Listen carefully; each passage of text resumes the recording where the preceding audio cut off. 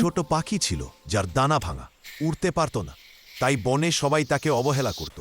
একদিন সে পরিচয় পেল এক ভবঘুরে কুকুর আর এক বিতু ইন্দুরের সাথে। তিনজনই ছিল একাকী, তাই খুব দ্রুত বন্ধুত্ব হয়ে গেল। তারা প্রতিদিন একসাথে খাবার খুঁজত, গল্প করত, হাসত। এভাবেই তাদের ছোট্ট দুনিয়া সুন্দর হয়ে উঠল।